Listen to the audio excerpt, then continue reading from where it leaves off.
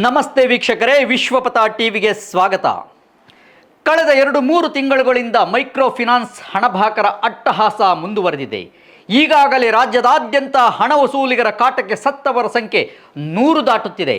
ಇದರ ಬೆನ್ನಲ್ಲೇ ರಾಜ್ಯ ಸರ್ಕಾರ ಎಚ್ಚೆತ್ತುಕೊಂಡು ಮೈಕ್ರೋ ಫಿನಾನ್ಸ್ ಅಟ್ಟಹಾಸಕ್ಕೆ ಕೊನೆಗೂ ಲಗಾಮು ಹಾಕಲು ಮುಂದಾಗಿರುವುದು ಆಶಾದಾಯಕ ಬೆಳವಣಿಗೆಯಾಗಿದೆ. ಮೈಕ್ರೋ ಫಿನಾನ್ಸ್ ಅಟ್ಟಹಾಸದ ವಿರುದ್ಧ ವಿಶ್ವಪಥ ಕೂಡ ಸುದ್ದಿಗಳನ್ನು ಬಿತ್ತರ ಮಾಡುತ್ತಲೇ ಇದೆ. ಇದೀಗ ಮುಖ್ಯಮಂತ್ರಿ ಮತ್ತು ರಾಜ್ಯಪಾಲರ ನೇತೃತ್ವದಲ್ಲಿ ಸಾಲಗಾರರ ದೌರ್ಜನ್ಯವನ್ನು ಹತ್ತಿಕ್ಕಲು ಕಾನೂನು ರೂಪಿಸಿದೆ. ಸರ್ಕಾರ ಕಳಿಸಿದ್ದ ಸುಗ್ರೀವಾಜ್ಞೆಗೆ ರಾಜ್ಯಪಾಲರು ಸಹಿ ಹಾಕಿದ್ದು ಹೊಸ ಕಾನೂನು ಜಾರಿಯಾಗಿದೆ. ಹೊಸ ಕಾನೂನು ಜಾರಿ ಮಾಡಿರುವ ಬಗ್ಗೆ ಮಾಹಿತಿ ಹಂಚಿಕೊಂಡಿರುವ ಮುಖ್ಯಮಂತ್ರಿ ಸಿದ್ದರಾಮಯ್ಯನವರು ಇನ್ನು ಮುಂದೆ ರಾಜ್ಯದಲ್ಲಿ ಮೈಕ್ರೋ ಫಿನಾನ್ಸ್ ಸಂಸ್ಥೆಗಳ ದೌರ್ಜನ್ಯ ನಿಲ್ಲಲಿದೆ ಎಂದು ವಿಶ್ವಾಸ ವ್ಯಕ್ತಪಡಿಸಿದ್ದಾರೆ.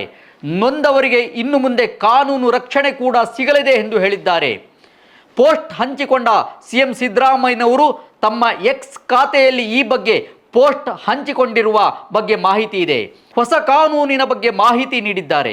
ಮೈಕ್ರೋ ಫಿನಾನ್ಸ್ ಕಂಪನಿಗಳು ಅಥವಾ ಖಾಸಗಿ ಹಣಕಾಸು ಸಂಸ್ಥೆಗಳು ವ್ಯಕ್ತಿಗಳು ಸಾಲ ವಸೂಲಿಯ ನೆಪದಲ್ಲಿ ನೀಡುತ್ತಿದ್ದ ಕಿರುಕುಳ, ಮಾನಸಿಕ ಹಿಂಸೆ ಮತ್ತು ದೌರ್ಜನ್ಯದಂತಹ ಅಮಾನವೀಯ ಕಾನೂನು ಬಾಹಿರ ಕ್ರಮಗಳ ಮೇಲೆ ನಿಯಂತ್ರಣ ಹಾಗೂ ನಿರ್ಬಂಧ ಹೇರುವ ಉದ್ದೇಶದಿಂದ ನಾವು ರೂಪಿಸಿದ ಕರ್ನಾಟಕ ಕಿರುಸಾಲ ಮತ್ತು ಸಣ್ಣ ಸಾಲ ಬಲವಂತದ ಕ್ರಮಗಳ ಪ್ರತಿಬಂಧಕ ಅಧ್ಯಾದೇಶ 2025 ಈ ಕ್ಷಣದಿಂದಲೇ ಕಾನೂನಾಗಿ ಜಾರಿಗೆ ಬಂದಿದೆ ಎಂದು ಹೇಳಿದ್ದಾರೆ. ಯಾರು ಮೈಕ್ರೋ ಫೈನಾನ್ಸ್ ನಡೆಸ್ತಾರೆ ಅವರ ಅಸೋಸಿಯೇಷನ್ ಇದೆಯಲ್ಲ, ಅಸೋಸಿಯೇಷನ್ ಅಧ್ಯಕ್ಷರು ಅವರಿಂದ ಅಭಿಪ್ರಾಯವನ್ನ ಕೇಳಿದ್ದೀವಿ. ಜೊತೆಗೆ reserve bank of India regional officer ಅವರ ಅಭಿಪ್ರಾಯ ಕೇಳಿದ್ದೀವಿ. ಇವರ ಅಭಿಪ್ರಾಯ ಕೇಳಿದ ಮೇಲೆ ಯಾರು ಕೂಡ ಸಾಲ ಕೊಡಬೇಡಿ ಅಂತ ನಾವು ಹೇಳಲ್ಲ, ವಸೂಲ್ ಮಾಡಬೇಡಿ ಅಂತ ಹೇಳಲ್ಲ. ವಸೂಲ್ ಮಾಡುವಾಗ ಕಿರುಕುಳ ಕೊಡಬಾರದು, ಯಾರಿಗೂ ಎರಾಶ್ ಮಾಡಬಾರದು. ವಸೂಲಿ ಕ್ರಮ ಮಾಡುವಾಗ ರಿಸರ್ವ್ ಬ್ಯಾಂಕ್ನ ನಿಯಮಗಳನ್ನು ಪಾಲನೆ ಮಾಡಬೇಕು. ಕಾನೂನು ಏನು ಹೇಳ್ತದೆ ಅದಕ್ಕಿಂತ ಹೆಚ್ಚಾಗಿ ಬಡ್ಡಿಯನ್ನ ವಸೂಲು ಮಾಡಬಾರದು. ಆಮೇಲೆ 5 ಗಂಟೆ ನಂತರ ವಸೂಲಿಗೆ ಹೋಗಬಾರದು. ಆಮೇಲೆ ಔಟ್ಸೋರ್ಸಿಂಗ್ ಮಾಡಿ ವಸೂಲು ಮಾಡ್ತಕ್ಕಂಥ ಕ್ರಮವನ್ನ ವಿರೋಧ ಮಾಡಿದ್ದೀವಿ. ಅದನ್ನ ಮಾಡಬಾರದು. ಔಟ್ಸೋರ್ಸಿಂಗ್ ಏನ್ ಮಾಡ್ತಾರೆ, ಈಗ ಔಟ್ಸೋರ್ಸಿಂಗ್ ಕೊಟ್ಬಿಡೋದು, ವಸೂಲಿಗೆ ಗೂಂಡಾಗಳನ್ನು ಬಳಕೆ ಮಾಡೋದು, ರೌಡಿಗಳನ್ನು ಬಳಕೆ ಮಾಡೋದು, ಅದನ್ನ ಮಾಡಬಾರದು.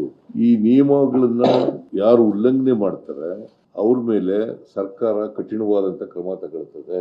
ಜೊತೆಗೆ ಇವತ್ತು ಮೈಕ್ರೋ ಫೈನಾನ್ಸಿಂಗ್ ಇನ್ಸ್ಟಿಟ್ಯೂಷನ್ಗಳಿರ್ಬೋದು, ಮನಿ ಲೆಂಡರ್ಸ್ ಆಗ್ತಿರ್ಬೋದು, ಪಾನ್ ಬ್ರೋಕರ್ಸ್ ಆಗ್ತಿರ್ಬೋದು, ಅಥವಾ ಎಕ್ಸಾರ್ಬಿಟೆಂಟ್ ಇಂಟ್ರೆಸ್ಟ್ ವಸೂಲು ಮಾಡ್ತಕ್ಕಂಥ ಕಾನೂನು ಇರ್ಬೋದು.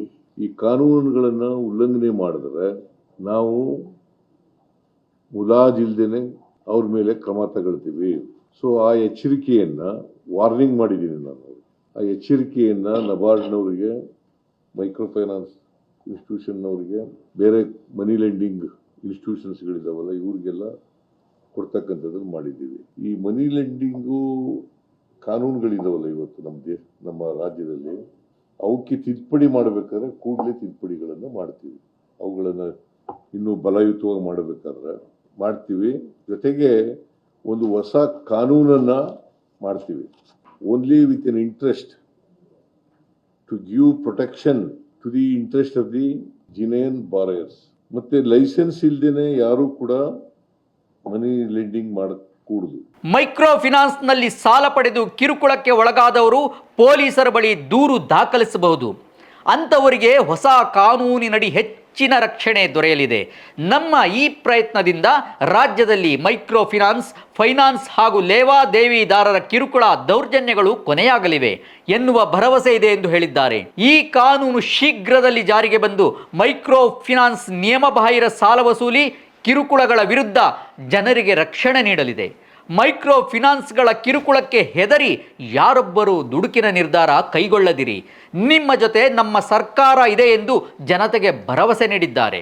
ಒಟ್ನಲ್ಲಿ ಮೈಕ್ರೋ ಫಿನಾನ್ಸ್ ಕಿರುಕುಳಕ್ಕೆ ಮೂಗುದಾರ ಹಾಕುವ ಸರ್ಕಾರದ ಹೆಜ್ಜೆ ಫಲಪ್ರದವಾಗಿದೆ.